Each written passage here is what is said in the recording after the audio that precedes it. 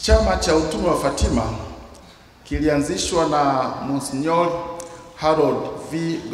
Colgan tarehe 24 ya mwezi Mei 1947 huko Penfield,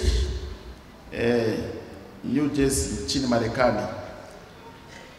Monsignor Colgan alizaliwa huko Marekani Novemba 27 mwaka wa 1894 na alipewa daraja la upadre Aprili 11, 1920 na alifariki dunia Aprili 16, 1972.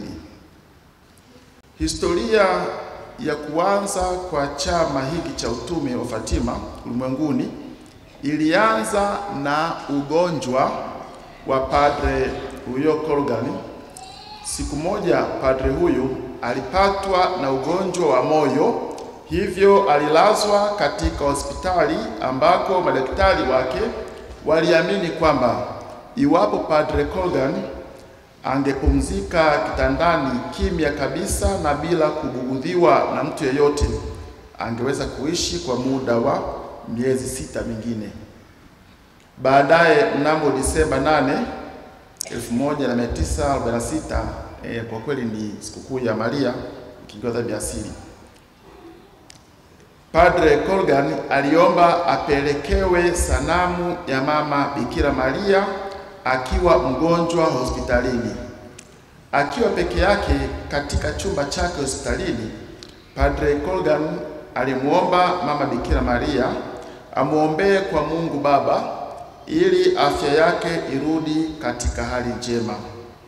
Alimuahidi mama kwamba endapo kama angepona kutokana na hayo maradhi yake ya moyo, angelitumia siku zake zote hapa duniani kwa ajili ya kueneza ibada kwa Mama Bikira Maria.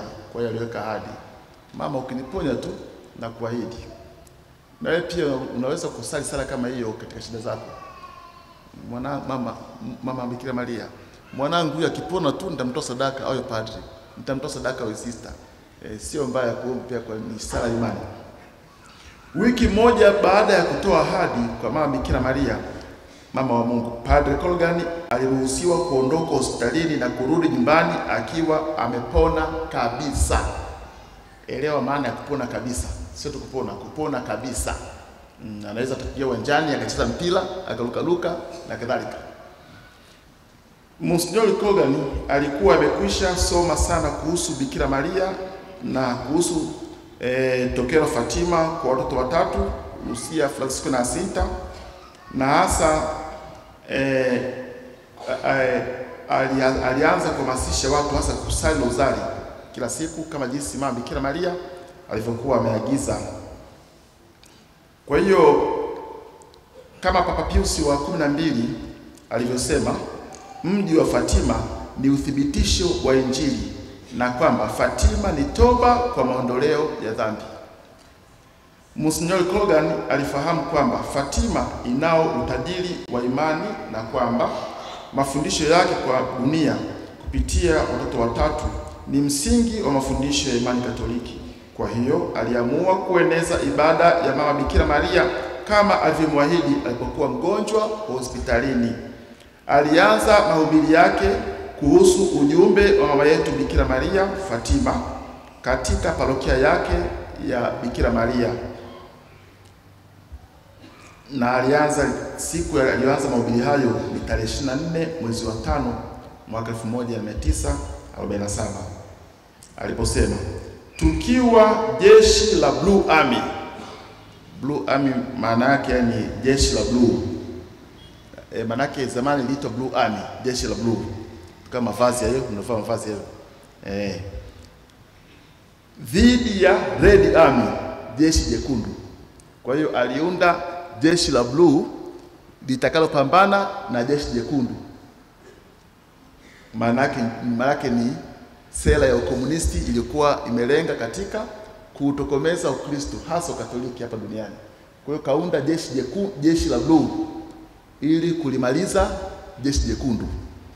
Huo ndio ukawa mwanzo wa utume wa Fatima ambao mpaka sasa umeenea zaidi ya nchi 115 ulimwenguni. Mamilioni ya wanachama wanazidi kuongezeka kila siku katika utume huu. Mwezi Mei 1950, Monsignor Colgan alifanya safari yake ya kwanza kwenda Fatima kupeleka maelfu ya hati za ahadi alizokusanya. Hati hizo zilizikwa ardhini karibu na mahali Mama Bikira Maria alipotokea watoto watatu wa Fatima. Kwa hiyo mjue kwa nini tukija huku watu tunachukua majina yetu tunazika, ilianzia hapo. Baada ya kutembelea Fatima, Monsignor Colgan alikwenda Roma ambako alikuwa na mazungumzo na Baba Mtakatifu kuhusu utume wa Fatima. Baada ya mazungumzo hayo, Baba Mtakatifu Pius wa 12 alitamka maneno yafuatayo. Papa huyu tunamfahamu, ndiye papa ambaye alipitisha dogma ya Mama Bikira Maria, ya Maria kupalizwa mbinguni. Ni papa huyu Pius wa 12 ambaye pia nasemwa alikuwa na ibada sana kwa Mama Bikira Maria. Sasa papa huyu akamtamkia huyu Monsignori kama kibali cha kuanzisha utume huu, akasema, ninakupa baraka zangu wewe na wanachama wote wa utume wako. Baada ya Baba Mtakatifu kutoa kibali hicho, utume wa Fatima ulienea kwa kasi sana. Neno moja la Baba Mtakatifu Pius wa 12. Naomba tumshangilie kwa mwingine aliko. Tumshangilie.